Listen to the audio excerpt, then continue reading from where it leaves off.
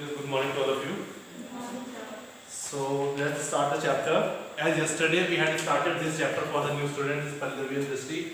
We had started the sixth chapter, or we can say according to the new syllabus, this is the fifth chapter. But in your book, this is the sixth chapter, Democratic Resurgence, and the name of this chapter has been changed. Previously, its name was Siddharth, Crisis of Democratic Order. Now the new name has been given, Democratic Resurgence. Under that, we are studying some of the new topics which have been given for this particular session. This is not in a book. Additional, I am teaching you first, then we will take the content of your book also. So yesterday we had done the topic about whom, Nikita? Jayaprakash Narayan, who is a very influential political leader or social worker whose role is very important when we are studying about the National Internal Emergency of 1975. That is why we need to study about him, about his ideology. So we had read about him yesterday. So today we shall be taking about the next important personality. If we talk about the Indian politics, he was Ram Manohar Lohia. So do you have heard this name in the previous chapter anywhere about Ram Manohar Lohia? Clearly I have told you, I have given you some examples also. His name was there in the last chapter, Parties and Party System in India. When we were reading about Congress system, this name came once in some particular political phenomena, Ram Manohar Lohia. कहाँ पर आया था this name? I'm giving you a hint also. We were talking about Congress, anti-Congress, non-Congress. Congressism was a term coined by Ram Manohar Lohia. So you have forgotten it. How you remember other things, I don't know. So हमने किसी chapter में पढ़ा था, इन्होंने term दी थी Congressism, okay? In which he showed that जो non-Congress parties है, how they came together against Congress, where they realized that कि कांग्रेस पावर में क्यों है, because the votes क्या है हमारे बीच में जो other parties थे, opposition parties divided थे. So non-Congressists के according उन्होंने क्या किया, एक साथ merge हो गए. When they जब वो merge हो गए, so they gained the power and they reduced the power of Congress. So that was given by Ram Manohar Lohia. I thought you must be remembering it. So today we shall be reading about Ram Manohar Lohia, who will be a very important, and इससे marks आएंगे 1 or 2 marks में definitely. This is a new topic for you. So when we talk about him, let's see what was his birth date. He was born on 23rd March, and the date was 1910, and he was dead on his death की जो थी उनकी 12th October 1967. इसमें ये भी add कर लेना 19, ठीक है, birth and that was 1967. ये ईयर तो आपको याद ही होगा, 12th October 1967. If you talk about the originality from where he belonged from Uttar Pradesh, ठीक है. An activist. Now see इन्होंने क्या क्या किया है, what were his role in the Indian politics. He was as an activist in the Indian independence movement. When we are talking about activists, he was very active in the freedom struggle. He had taken part. He was one of the most important political leaders. Same like Jayaprakash Narayan, he was also one of the important freedom fighter. Ram Manohar Lohia. Social political leader. As why I am using the word social political leader, it means he also followed the ideology of Marxism, or we can say socialism here. Because क्या होता है? We have copied or we have learned this ideology from USSR, Russia. As Jayaprakash Narayan was also influenced by this ideology. उन्होंने कहाँ से सीखी थी? जब वो यूएसए गए थे, उन्होंने यूएसएसआर के बारे में जब रीड किया था अबाउट रशियन रेवोल्यूशन इन 1917, वहां से इन्फ्लुएंस हुए. बट मैंने कल क्या बताया था, जब हम कोई चीज बाहर से बोरो करते हैं and we implement to the Indian society, so we make certain changes और modification which suits our society. Same as it is उस कंटेंट को लेकर के we can not apply to our society और वो यहाँ पर वर्क ना करे. So we have to make certain modifications and changes. So एक तो बाहर से आके चेंजेस हो रहे हैं. But if you talk about socialism, like कल हमने किसके बारे में पढ़ा, जयप्रकाश नारायण, वो भी सोशलिज्म को फॉलो करते थे. He was also a socialist leader. So do you think इनकी आइडियोलॉजी बिल्कुल सेम थी? इनका एक बेसिक कंसेप्ट वाज सेम कि they will follow the ideology of socialism and they were opposed to capitalism. But इनकी socialism भी अगर हम देखें तो इनके आइडियाज थोड़े थोड़े डिफरेंस होंगे. द आइडियाज हमने कल पढ़े, उनके आइडियाज क्या थे जयप्रकाश नारायण के. उनके कॉन्ट्रीब्यूशंस 3 तरीके के दिखाए. उनकी लाइफ के स्पैन को हमने 3 पार्ट में बांटा. तो उनकी जो लाइफ अगर हम देखें तो उनकी व्यूज थोड़ी अलग थी सोशलिज्म के लिए, On the other hand, if you see about Ram Manohar Lohia, he was also a socialist leader जिन्होंने सोशलिज्म आइडियोलॉजी को फॉलो किया है, बट इनमें हम डिफरेंसेस देखेंगे दोनों में थोड़े। अगर सेम आइडियोलॉजी होती तो हमें पढ़ना पड़ता अलग से, हम बोलते same like Jayaprakash Narayan, he also was a socialist leader, बस he was a socialist leader। Basic जो स्ट्रक्चर होता है सोशलिज्म का कि जो गवर्नमेंट के अंदर मींस ऑफ प्रोडक्शन किसके अंडर होता है, सारा गवर्नमेंट के अंडर होता है, और प्रॉफिट इक्वली डिवाइड किया जाता है among the citizens, among the labours, among the peasants, different classes according to their needs. तो बेसिक कंट्रोल गवर्नमेंट के पास होता है। तो ये तो दोनों फॉलो कर रहे थे, बस उसको कैसे हमारी सोसाइटी में इंप्लीमेंट करना है, दोनों की व्यूज कहीं कहीं थोड़ी थोड़ी अलग थी। कॉन्फ्लिक्ट नहीं कर रहे थे दोनों एक दूसरे से, पर थोड़े थोड़े आइडियाज हमारे अलग हो सकते हैं। आपका कल इंग्लिश का एग्जाम था, आपने किससे बोला sustainable development, you also sustainable development. Basic concept must have been same, but some ideas you must have given according to you what do you think about sustainable development, and Nikita would have given some points जो अलग। Basic concept आपने सही बताया होगा कि this is a resource or this is a type of development in which we use the resources in such a way where we also keep in mind the future generation, ताकि जो आज हम resources use कर रहे हैं we leave such resources for the future upcoming generations also। Example coal, petroleum, बहुत सारा है, ठीक है आज के डेट में। तो वैसे ही इनका भी बेसिक कंसेप्ट सही था, लेकिन सोशलिज्म में इनके आइडियाज थोड़े अलग थे। अब देखते हैं क्या क्या इनके आइडियाज थे रिगार्डिंग सोशलिज्म, पर दोनों को हम एक दूसरे से अलग नहीं मानेंगे क्योंकि दोनों सोशलिस्ट लीडर थे, ठीक है। और इनफैक्ट हम जो दीनदयाल उपाध्याय के बारे में पढ़ेंगे इसके बाद, वो भी सोशलिस्ट लीडर ही थे, तीनों सोशलिस्ट थे, पर आइडियाज कहीं ना कहीं डिफरेंट है थोड़े, ठीक है। तो मैं इसके आगे बढ़ रहा हूँ। बेसिकली ये बर्थ हो गई, ये प्लेस हो गया, then he was a active Indian freedom fighter थे इंडिपेंडेंस में, he was very much involve. Social political leader समझ आ गया होगा आपका, सोशल वर्ड यूज कर रहा हूँ, पॉलिटिकल लीडर, ठीक है। Founder of Congress socialist party, ये कल मैंने बताया था आपको, जब Jayaprakash Narayan after civil disobedience jail में कब गए थे ये लोग, 1932 में गए थे, ठीक है। So they were in jail क्योंकि सिविल डिसओबीडियंस मूवमेंट चल रहा था, Britishers had put them into jail क्योंकि ये लोग प्रोटेस्ट कर रहे थे। Some of the important leaders को कांग्रेस के, उसमें राम मनोहर लोहिया भी थे और जेपी भी थे, ओके, और भी इंपॉर्टेंट थे, but basically we are talking about. इन्होंने यहाँ पर रियलाइज किया था कि we can yes start a party, we can establish a party, जिस पार्टी का नाम क्या हो सकता है, कांग्रेस सोशलिस्ट पार्टी। और कब एस्टैब्लिश हुई, 1934। और कब तक रहेगी था, 19 कांग्रेस के साथ कब तक देवर मर्ज्ड विद कांग्रेस, 1940। ठीक है। तो कल मैंने बताया था कि विद इन द कांग्रेस, मैंने बताया था ये कांग्रेस है अगर पार्टी, इसी के अंदर एक फैक्शन किसका बन गया था, कांग्रेस सोशलिस्ट पार्टी, ठीक है। डिफरेंट आइडियोलॉजीज को वो एक्सेप्ट करते थे, तो इन्होंने इसने इंक्लूड किया था अपने साथ। तो यहाँ पर इसीलिए बोल रहे हैं कि राम मनोहर लोहिया और इनका ही कॉमन इंसिडेंट है, दोनों जेल में मिले थे, और दे रियलाइज यहाँ पे कि जो हमारी थॉट्स है, जो आइडियोलॉजी है, हम किससे इन्फ्लुएंस्ड है, सोशलिज्म। जो सोसाइटी के बारे में जेपी सोचते थे, एग्जैक्टली सोसाइटी में वही चेंजेस, वही ट्रांसफॉर्मेशंस राम मनोहर लोहिया भी लाना चाहते थे। तो both of them wanted the same type of revolution, same type of transformation by following the ideology of socialism. तो दोनों का ये चीज कॉमन थी, तो ये incident is common for both of them, इसलिए यहाँ पे ये वर्ड लिखा मैंने, founder of Congress socialist party. तो ये फाउंडर में आ जाते हैं राम मनोहर लोहिया और JP of this party, Congress socialist party. कब हुई थी, 1934, ठीक है। और स्प्लिट कब हो गई थी उससे, 1948। उसके बाद उनकी आगे की हिस्ट्री है, दिस इज नॉट, वो हमारा कंटेंट नहीं है, हमें इतना रखना है। फिर अब जो एक अलग चीज आती है, वो आती है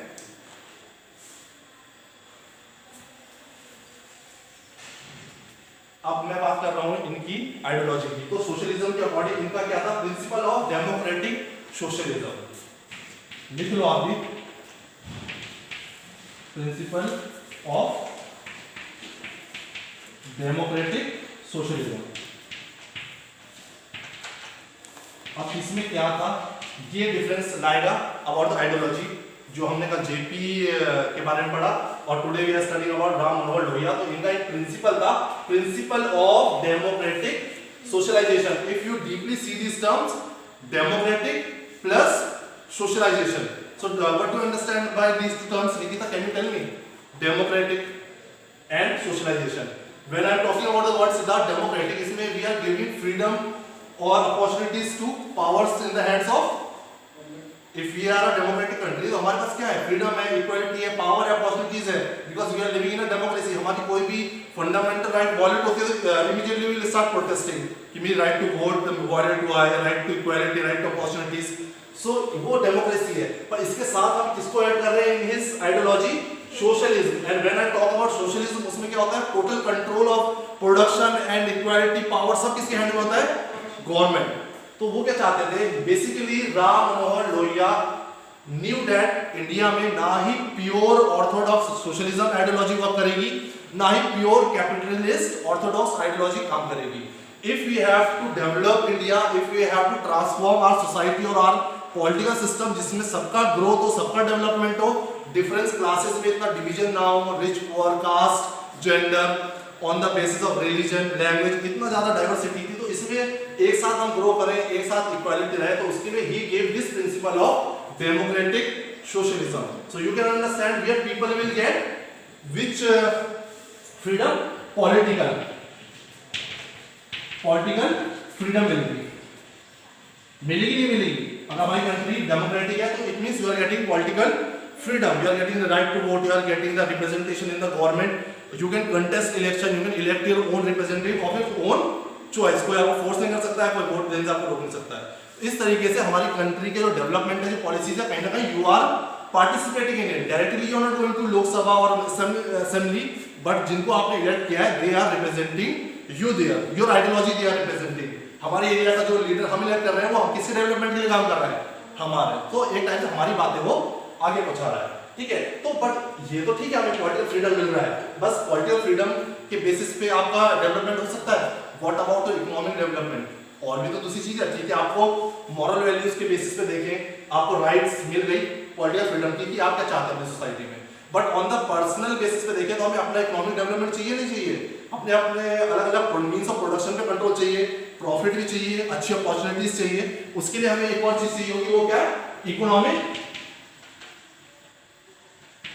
फ्रीडम। तो अब हमें ये दोनों चीजें कहां मिल सकती हैं, अकॉर्डिंग टू दिस हमें पॉलिटिकल फ्रीडम भी चाहिए, इकोनॉमिक फ्रीडम भी चाहिए फॉर द। उन्हें लगता था इंडिया में जब ये दोनों चीजें आएंगी, और ये दोनों चीजें ना सोशलिज्म में मिल सकती थी ना कैपिटलिस्ट में मिल सकती थी, वो हमें किसमें मिल सकती थी, according to Ram Manohar Lohia in the principle of democratic socialism. ये समझ आया? नहीं आया तो बताओ सिद्धार्थ, इंपॉर्टेंट है इसको समझना। जेपी की तो थी सोशलिज्म, उनका हमने कल पढ़े प्रिंसिपल्स और उनकी क्या व्यूज थी। इनकी व्यू के अकॉर्डिंग ये था, इंडियन सोसाइटी में प्योर ऑर्थोडॉक्स जो यूएसएसआर में सिस्टम फॉलो होता था सोशलिज्म का, कम्युनलिज्म, उसको हम यहाँ पे इम्प्लीमेंट नहीं कर सकते इंडिया में। सिचुएशंस, एटमॉस्फेयर, कंडीशंस यहाँ पर डिफरेंट है if we compare it to USSR. USSR में ज्यादा उस टाइम की बात अगर हम करें 1917 से जो एक रेवोल्यूशन शुरू हुआ, कौन सा रेवोल्यूशन था, सोशलिस्ट रेवोल्यूशन 1917 में, जिसकी वजह से यूएसएसआर एस्टैब्लिश हुआ, जो हमने सेकेंड चैप्टर में पढ़ा था। तो वहां पे क्या था, ज्यादा लेबर क्लास थी, क्या थी, लेबर क्लास। वहां पे इंडस्ट्रियलाइजेशन चल रहा था उस टाइम पे, तो जो भी अगर इन डिफरेंसेस थे जो सप्रेस किया जाता था, जो भी प्रॉफिट की अगर हम बात करते, किनके साथ प्रॉब्लम्स हो रही थी, लेबर क्लास के साथ। पर when we talk about India, India में इंडस्ट्रियलाइजेशन नहीं था, are most of the society और population is based on primary activities, that is agriculture. तो यहाँ पे हम किनकी बात करते हैं, labours, landless labours, peasants, farmers, इन क्लासेस की, और लैंड ओनर्स, जमींदार। तो इंडिया में स्ट्रक्चर, बेस का स्ट्रक्चर देखें अलग था। If you talk about USSR, वहां पर लेबर क्लास थी, इंडस्ट्रियलाइजेशन था।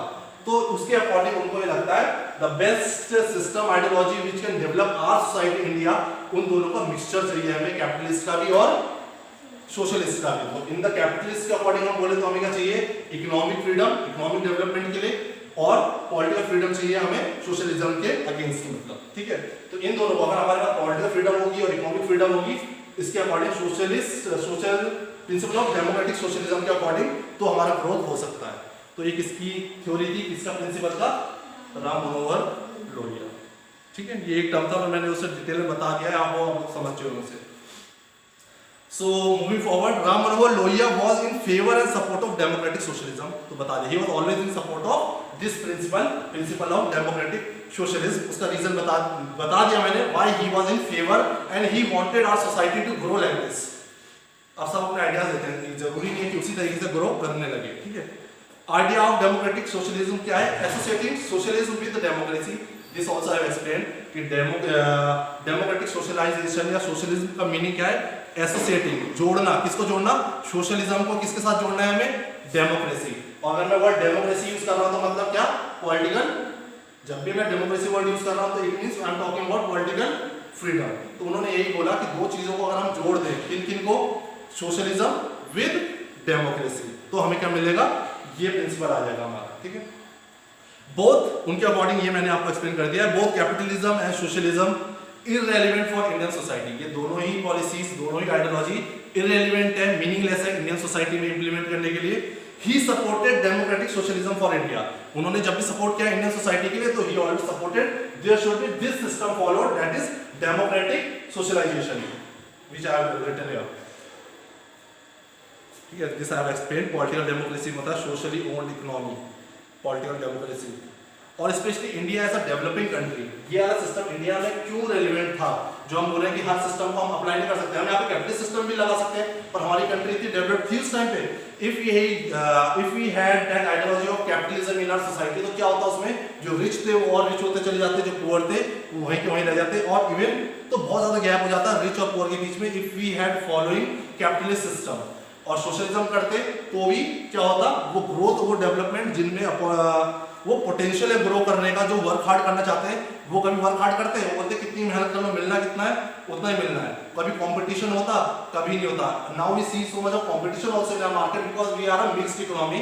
मिक्स्ड इकोनॉमी है ना, ठीक है, कैपिटलिज्म भी नहीं है, सोशलिज्म भी नहीं है, हमने मिक्स्ड इकोनॉमी को यूज किया है बेसिकली। अगर हम अभी देखें तो अगर कंपटीशन ही नहीं होता, ये होता कि मैं कितना मैं यहाँ पे 8 घंटे पढ़ा दूं, मेरी तब भी सैलरी उतनी है, मैं सुबह आकर के एक क्लास लेके चल जाऊँ, मेरी सैलरी तब भी उतनी है। तो कभी मैं वर्क हार्ड करता, कोई टीचर वर्क हार्ड करता, सेम नई नई इंडस्ट्रीज आती है, मोबाइल फोन देख लो आप लोग, एक कंपटीशन आता है, नई नई क्या आती रहती है उसमें, क्या स्कीम्स आती रहती हैं। क्यों? क्योंकि मार्केट में एक डिफरेंट जगह बनाने के लिए। लेटेस्ट में कौन, जियो, एयरटेल चलता था पहले, वोडाफोन चलता था, ठीक है, उससे बीएसएनएल चलता था। सडनली मार्केट में क्या आया, जियो आया। तो जियो ने क्या ऐसे ऐसे प्लान्स और पॉलिसीज बताई हैं जिसमें उसने अपनी जगह बना ली। तो क्या बना हुआ रहता है मार्केट में, कंपटीशन। तो कंपटीशन भी बहुत जरूरी है। तो हमें दोनों चीजों को कंट्रोल करना था, सोशलिज्म को भी और कैपिटलिस्ट को भी। क्योंकि अगर हम बिल्कुल भी कैपिटलिस्ट को ब्लॉक कर देते तो जो लोगों के अंदर एक ग्रो करने की एबिलिटी होती है, कैपेबिलिटीज होती है, स्किल्स होती हैं, वो स्किल्स कभी डेवलप हो ही नहीं पाती। जब उसे पता होता कि इसका आउटकम कुछ होना ही नहीं है, जो बंदा बैठा है आराम से रेस्ट कर रहा है उसकी भी वही आउटकम है, एंड मैं कितना भी वर्क हार्ड कर लूं मुझे भी आउटपुट मिल रहा है, तो मैं कभी इतना वर्क हार्ड नहीं करता, तो मेरी स्किल्स कभी ग्रो नहीं हो सकती थी। तो इन चीजों से बचने के लिए भी ये आएगा mixed economy also. So basically अगर हम बोलते हैं कि अगर हम सोशलिज्म, डेमोक्रेटिक सोशलिज्म फॉलो करना चाहते थे तो वो किस लिए कह रहे थे वो इस टाइम पर एक्चुअली 1975 से पहले की बात हो रही है। उस टाइम में इंडिया क्या थी, एक डेवलपिंग कंट्री थी, हम ग्रो कर रहे थे स्लोली। उस टाइम इस टाइप की आइडियोलॉजी की जरूरत थी इंडिया की सोसाइटी में। A principle of democratic socialism has two objectives. अब ये समझ गए आप डेमोक्रेटिक सोशलिज्म क्या था according to Ram Manohar Lohia, what type of society he wanted कि इंडिया में हो, और reasons also he has given कि क्यों हो, ठीक है। Like I talked about India as a growing economy, उस टाइम ग्रो कर रहे थे हम, डेवलपिंग कंट्री थे, डेवलप्ड नहीं थे, अंडर डेवलप्ड भी नहीं थे, डेवलपिंग थे। तो इस टाइप की आइडियोलॉजी की जरूरत थी। तो उन्होंने बताया इस जो ये है प्रिंसिपल ऑफ डेमोक्रेटिक सोशलाइजेशन जो इन्होंने दिया है सोशलिज्म, इसके दो ऑब्जेक्टिव थे, दो कारण थे। वो कारण क्या थे, दो मेजर रीजंस तो बहुत थे पर दो मेजर ऑब्जेक्टिव है। First is economic objective in form of food and housing.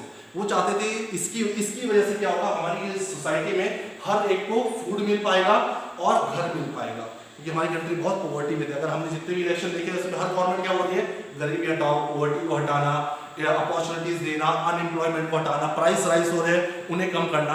तो इस टाइम पे इस सोशोलॉजी, इस आइडियोलॉजी के अकॉर्डिंग क्या चाहते थे कि हमारी सोसाइटी में हर एक को क्या मिल पाए, एटलीस्ट बेसिक नीड्स तो फुलफिल हो। हम ग्रोथ और डेवलपमेंट की बात तो we will talk later on. जो बेसिकली सारी पॉपुलेशन है सबके पास अपना घर हो और एक जॉब हो और उससे प्रॉपर टाइम पे सारे फूड और अपनी मील्स जो होती हैं मिल पाए, अपने फैमिली को सर्वाइव करा पाए। तो ये पहला ऑब्जेक्टिव था, इकोनॉमिक ऑब्जेक्टिव इस प्रिंसिपल का, ठीक है, अकॉर्डिंग टू राम मनोहर लोहिया। दूसरा था नॉन इकोनॉमिक। इकोनॉमिक तो हो गया कि सबको फूड मिले, हाउसिंग मिले, पैसे से रिलेटेड। दूसरा हो गया non economic objective in the form of democracy and freedom to each citizen. फिर he wanted socialism, pure socialism भी ना हो, हर एक को क्या फ्रीडम हो, डेमोक्रेसी हो और फ्रीडम हो। फ्रीडम हम जब बात करते हैं तो अपॉर्चुनिटी, इक्वालिटी, जस्टिस हो, ठीक है, सिटीजनशिप की राइट्स, जो फंडामेंटल राइट्स सबको मिले, इक्वल बेसिस में लॉ के सामने हर एक इंसान सेम है, पॉलिटिशियन है, प्राइम मिनिस्टर है, प्रेसिडेंट है, या एक लेबर क्लास का एक लेबर है, सब लॉ के सामने क्या है, एक सिटीजन है इंडिया का, और उनके लिए लॉ सेम है। अगर मैं कोई क्राइम कर देता हूँ, ऐसा नहीं है कि मेरे लिए पनिशमेंट अलग होगी, वही अगर प्रेसिडेंट अगर कोई क्राइम कर देता है तो उसके लिए पनिशमेंट अलग होगी। तो उन्होंने क्या बोला है, लॉ सबके लिए क्या है, सेम है, सबको सेम ट्रीटमेंट मिलेगा। तो he wanted such a society, यहाँ पे economic equality on the basis of food मिले, हाउस मिले। सबसे पहले वो सीधा हाई बात नहीं कर रहे हैं कि सबके पास फ्लैट्स हो, बड़े बड़े बिजनेसमैन हो, सबके पास कार्स हो। He is talking about the basic people जो बहुत डाउन ट्रोडन थे, जो बहुत सफर कर रहे थे, कि उनके पास एटलीस्ट एक छोटा घर हो और उनके पास कुछ ऐसा इनकम का सोर्स हो जिससे वो अपनी फैमिली को एटलीस्ट फूड प्रोवाइड कर सके। और दूसरा वो बोल रहे नॉन इकोनॉमिक के हिसाब से हमारी कंट्री में डेमोक्रेसी हो, इट मींस सबको इक्वल राइट्स मिले, हमारे गवर्नमेंट के पार्टिसिपेशन में, राइट टू कंटेस्ट इलेक्शन हो, राइट टू वोट हो, ठीक है। इसकी वजह से ही will feel as a citizen of our country, plus उसे फ्रीडम, फ्रीडम बहुत एक वास्ट टर्म है, बहुत तरीके की फ्रीडम है। 11th में है भी, why we call freedom as a cluster of rights, there was a question, there was a content I think, तो उसमें आप ये बताते हो कि फ्रीडम कितना वास्ट टर्म है, किस किस तरीके की फ्रीडम की हम बातें करते हैं when we are reading about fundamental rights या constitution. So these two were the objectives. अगर एक बात में आ जाता है, what were the two main objectives of principle of democratic socialism according to Ram Manohar Lohia? So you will write economic objectives, food and housing, and non-economic objectives in which we include democracy and freedom. Ram Manohar Lohia advocated, अब ये एक अलग चीज दे रहे हैं, मैंने बोला ना अपने अपने अलग अलग आइडियाज देते हैं, तो इनके आइडियाज क्या है। राम मनोहर लोहिया एडवोकेटेड चौबुर्ज राजनीति। चौबुर्ज मतलब चार कॉर्नर, चार टाइप की, चौबुर्ज, CHOUBURJA लिखा हुआ होगा नोट्स जो दोज हैव रिटन, ठीक है। राजनीति, तो वो क्या चार पार्ट थे, इन विच ही opinions for pillars of politics as well as socialism। वो यहाँ पे पिलर बताते हैं कि जो हमारा पॉलिटिकल सिस्टम है उसमें चार पिलर होने चाहिए। कल हमने उसके JP नारायण के बारे में बोल रहे थे, उन्होंने डिसेंट्रलाइजेशन के बारे में बात की है, डिसेंट्रलाइजेशन ऑफ पावर्स, जैसे अभी भी है सेंट्रल गवर्नमेंट, स्टेट गवर्नमेंट और लोकल गवर्नमेंट। इसी तरीके से इन्होंने भी he talked about decentralisation of political powers, और उन्होंने किस किस के पीछे बांटा है। उन्होंने बोला एक सेंटर होना चाहिए, एक रीजनल या स्टेट गवर्नमेंट जैसे हमारी होती है, exactly he has given the theory जो आज हमारी कंट्री में फॉलो होती है। सेंट्रल पे उन्होंने बोला गवर्नमेंट होनी चाहिए, उसके पास पावर्स होनी चाहिए, फिर एक रीजनल या स्टेट पे होनी चाहिए, फिर एक डिस्ट्रिक्ट लेवल पे होनी चाहिए, और एक लास्ट में विलेज लेवल पे जिसे हम पंचायत बोलते हैं। तो उन्होंने ये स्ट्रक्चर बताया था ऑफ डिसेंट्रलाइजेशन ऑफ पावर, क्योंकि उनको पता था कि अगर हम विलेज को पावर नहीं देते हैं तो विलेज में जो प्रॉब्लम्स हैं वो डायरेक्टली सेंटर तक नहीं पहुंच सकती हैं। जो विलेज का अगर कोई लीडर बनता है, हम उसको पावर देते हैं तो he can solve the problem of village and district, पर डिस्ट्रिक्ट और विलेज में exactly what are the requirements of the people, what are their desires, what they want from the government, वहां पे कोई डेवलपमेंटल पॉलिसीज पहुंच भी रही है या नहीं पहुंच रही है। सो ये सब सेंटर से नरेंद्र मोदी को नहीं पता चल सकता कि जोलीग्रांट में क्या हो रहा है, जोलीग्रांट के अंदर कालूवाला में क्या हो रहा है, इनके विलेज में। तो उसके लिए हमने क्या बनाया, कौन है आपका प्रधानमंत्री, पंकज भैया ना, तो उनको क्यों बनाया, तो ये स्ट्रक्चर बना हुआ है, साइकिल है, वो आगे बात पहुंचाएंगे, वो नेक्स्ट लेवल पे। तो इसीलिए he had always talked about चौबुर्ज राजनीति, ठीक है, चार लेवल पे, सेंट्रल, रीजनल या स्टेट, एक साथ स्टेट लेवल में मान लो, डिस्ट्रिक्ट पे, उसके बाद विलेज पे, ठीक है। ऐसे ही हमारा कल हम we were reading about JP Narayan, उन्होंने भी देखो सेम चीज बोली है, but there are some differences. JP Narayan ने किस पे डिवाइड किया था, याद है, कम्युनिटी, रीजन और राष्ट्रीय। उन्होंने तीन चीज के बारे में बताया था। We were talking about Jayaprakash का, मैंने for the hero poet movement, अच्छा ये तो इसके ऑब्जेक्टिव्स थे। हाँ, तो ही टॉक्ड अबाउट, उन्होंने तीन लेवल में बताया था, कम्युनिटी जो विलेज की तरह होता है, एक हमारा community, then he talked about region, एक बड़ा रीजन स्टेट की तरह, एंड देन राष्ट्रीय, होल कंट्री। तो he had given 3 pillars of politics.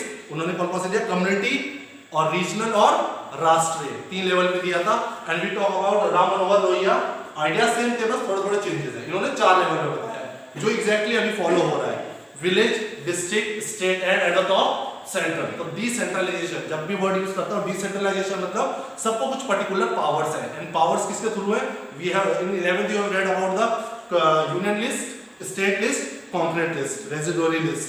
तो these list are some of the powers कि किसका क्या फंक्शन है, किसके टेरिटरी में क्या काम आता है। बहुत सारी चीजें होती है, अगर एजुकेशन से कोई रिलेटेड पॉलिसी आ गई तो state alone can not implement the policies related to education.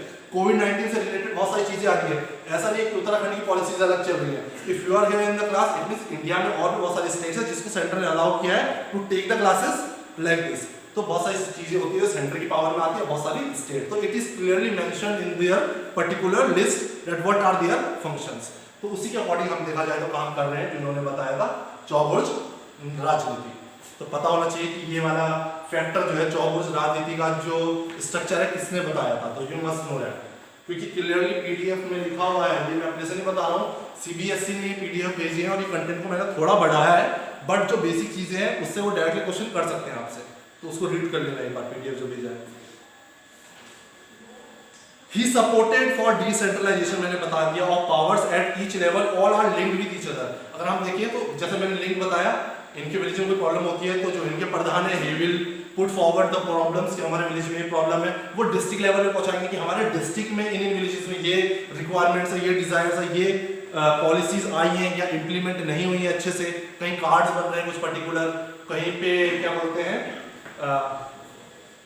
Subsidies मिल रही हैं पर वो नहीं पहुंच रही हैं, उनके अकाउंट में पैसा नहीं आ रहा है, सो ये problems who will put forward, यही पहुंचाएंगे ये लोग। इसीलिए ये क्या बोलते हैं, ये सब लिंक्ड है, सेंटर, स्टेट, डिस्ट्रिक्ट, विलेज, ये सब एक साथ लिंक्ड है, and since they are linked to each other, so closely connected to each other, इसलिए उनके पीछे पावर का डिवीजन होना चाहिए, ठीक है। He also supported for giving consideration of affirmative action। Now एक अलग चीज, राम मनोहर लोहिया ने हमारी, अगर मैंने बोला कि हम फॉलो करते हैं principle of democratic socialism, so according to he said हमारी सोसाइटी में एक चीज और होनी चाहिए, वो क्या था, हमें कंसीडर करना चाहिए, कुछ लोगों को अलग से इंपॉर्टेंस देना चाहिए ताकि वो ग्रो कर पाए, उसे हम क्या बोलते हैं, अफर्मेटिव एक्शन। हम रिजर्वेशन देते हैं आज कुछ कास्ट को, कुछ सोशल ग्रुप्स को, और कौन, फिजिकली चैलेंज लोगों को, कोई ब्लाइंड है, किसी पैरल प्रॉब्लम है, ठीक है, फिजिकली चैलेंज है, कोई मेंटली किसी को प्रॉब्लम है, तो उन लोगों के लिए क्या है, रिजर्वेशन से, और हम जब वो सोसाइटी में पब्लिक प्लेसेस में जाते हैं तो उनके लिए बहुत सारी चीजें एडवांटेज होती है। लाइक अगर आप बिल भर इलेक्ट्रिसिटी का, फीमेल से लाइन अलग होगी, वो कोई डिसेबल्ड आ गया उसके लोग उसको सबसे आगे लगा देंगे, क्यों, क्योंकि हम हमारी सोसाइटी में क्या रहा है, इक्वालिटी रहे, वहाँ पे हम इनइक्वालिटी नहीं बोल सकते हैं कि अगर कोई डिसेबल्ड पर्सन आया वो हमारी तरह वो इतना ही एबल्ड होता तो वो उस लाइन में लग जाता, पर वो इतनी देर खड़ा नहीं रह सकता, या वो ब्लाइंड है, उसको लेकर के आया, उसका थंबप्रिंट लगना है, कुछ करना है, तो उसको पहले they will give the opportunity, ठीक है। तो उसको हम ये नहीं बोल सकते कि हमारे साथ इनइक्वालिटी होगी, पर सेम कैपेसिटी, सेम पर्सन हमारी तरह जो सेम केपेबल है वो आकर के लाइन में लगता है तो क्या हो जाता है, लड़ाई होने लगती है। देखिए कहीं लंबी लाइन लगी होती है, भाई बीच में घुस गया है ना लाइन में। तो ये है हमारी सोसाइटी में, हमें कुछ लोगों को ग्रो करना है, कंसीडर करना है, उन्हें मोटिवेट करना है, किस तरीके से, कुछ एक्शन से। वो एक्शंस कौन से होंगे, एफर्मेटिव एक्शंस, जैसे कि reservations for uplifting backward classes. बहुत सारी बैकवर्ड क्लासेस हैं, ट्राइबल एरियाज है, एससीज है, एसटीज है, इनको हम रिजर्वेशन दे रहे हैं, प्रमोट कर रहे हैं ताकि इनको भी इक्वल अपॉर्चुनिटीज मिल पाए जो इनको नहीं मिलती थी पहले। तो ये कब की बात हो रही है, इंडिपेंडेंस से जस्ट बात की, तब लोगों की कंडीशन बहुत खराब थी। आज तो इक्वालिटी है, सब कुछ सही चल रहा है हमारी कंट्री में, ऐसे कोई अनरेस्ट नहीं है, डिस्टर्बेंस नहीं है, होता रहता है, न्यूज चैनल तो जितना देखो क्या आता रहता है कुछ ना कुछ, बट अगर हम आसपास अपनी सोसाइटी में देखें तो ऐसी प्रॉब्लम्स अब नहीं है, एक दूसरे के बीच में इतने डिफरेंसेस नहीं है, डिस्क्रिमिनेशन अब इतना नहीं होता है। हाँ, एक्सट्रीम विलेजेस की बात करो वहाँ पे होता होगा, यहाँ पे कास्ट, रिलीजन, लैंग्वेज के बेसिस पे आई डोंट थिंक कुछ फर्क पड़ता है हम लोगों को, ठीक है। एज अ ह्यूमन सबसे इंपॉर्टेंट है कि हम एक ह्यूमन है, ठीक है, और जरूरी नहीं है कि हमारी कास्ट का इंसान है तो वो अच्छा ही हो सकता है, दूसरी कास्ट के हम उसको पहले गलत सोचते थे, वो हो सकता है हमारी कास्ट के लोगों से बहुत अच्छा हो, ठीक है। तो ह्यूमन अलग होते हैं, caste is a different thing, इसके बीच में कोई डिस्क्रिमिनेशन या डिफरेंसेस नहीं होने चाहिए।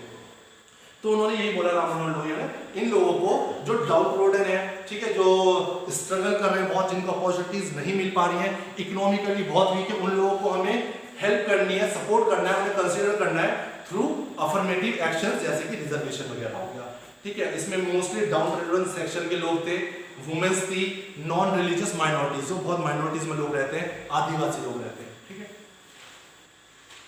Next is based on the premises of democratic socialization, चौबुर्ज राजनीति। अगर हम बात करें डेमोक्रेटिक सोशलाइजेशन और चौबुर्ज राजनीति, दो कंसेप्ट पढ़ लिए हमने इनके अंदर, कौन सा था, एक प्रिंसिपल ऑफ डेमोक्रेटिक सोशलिज्म और दूसरा हमने पढ़ा चौबुर्ज राजनीति। तो इसके बेसिस पे क्या कह रहे हैं, Based on the premises of democratic socialization and Chumbor's Rajniti, he supported a party of socialism.